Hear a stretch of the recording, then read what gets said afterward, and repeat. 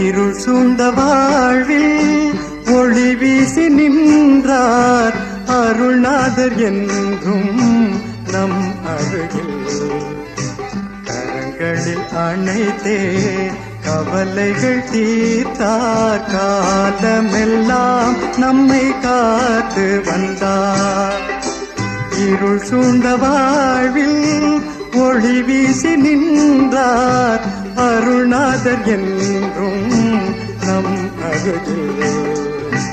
கரங்களில் அணைத்தே கவலைகள் தீர்த்தார், காலமெல்லாம் நம்மை காத்து வந்தார். கர்த்தருக்குள் அன்பானவர்களே, அனுதினமும் கிறிஸ்துவுடன் தியான வேலைக்கு உங்களை அன்புடன் அழைக்கிறோம். இன்றைய தியானத்திற்கான வேத வாசிப்பு 2 சாமுவேல் 12ஆம் அதிகாரம் வசனங்கள் 1 முதல் 14 வரை. தியானத்திற்கான தலைப்பு மற்றவரை நியாயம் தீர்த்தல். மாயக்காரனே, முன்பு உன் கண்ணில் இருக்கிற உத்திரத்தை எடுத்து போடு. மத்தேயு 7:5. பல வேளைகளில் மற்றவர்கள் தவறு செய்யும் போது அது நமது கண்களுக்கு தெளிவாக தெரியும். ஆனால் அதே தவறை நாம் செய்யும் போது அது நமக்கு தெரிவதில்லை, உணர்வே இருப்பதில்லை.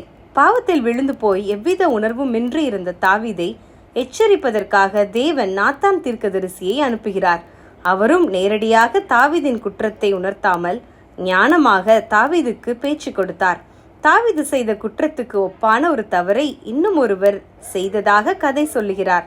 இதை கேட்ட தாவீது பொங்கி எழுந்தார். யார் அந்த மனிதன் என வினா எழுப்பினார். அவன் கொலை செய்யப்பட வேண்டும் என்று கோபம் கொண்டார். ஆனால் தீர்க்கதரிசி, அந்த ஆள் வேறு யாரும் அல்ல, நீர்தான் என்று சொன்னபோது தாவீது தன் பிழையை ஒத்துக்கொள்ள மறுக்கவில்லை. தன் பாவத்தை சமாளித்து பாவத்தின் அகோரத்தை மறைத்து வைக்க எண்ணியதை தேவன் கண்டு கொண்டார் என்பதை தாவீது உணர்ந்தபோது மனமுடிந்து தேவ பாதத்திலே விழுந்தார்.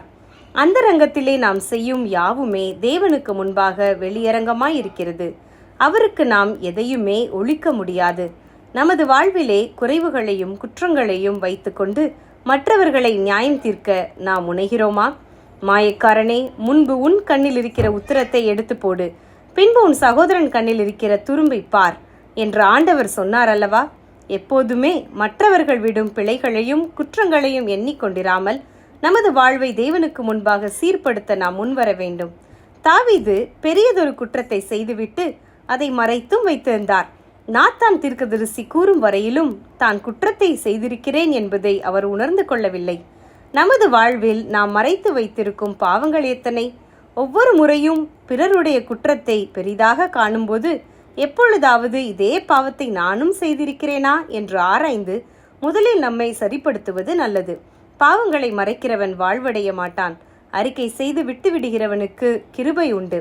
என்னை கழுவியருளும், அப்பொழுது நான் உறைந்த மழையிலும் வெண்மையாவேன். சங்கீதம் 51:7. ஜெபம் செய்வோமா?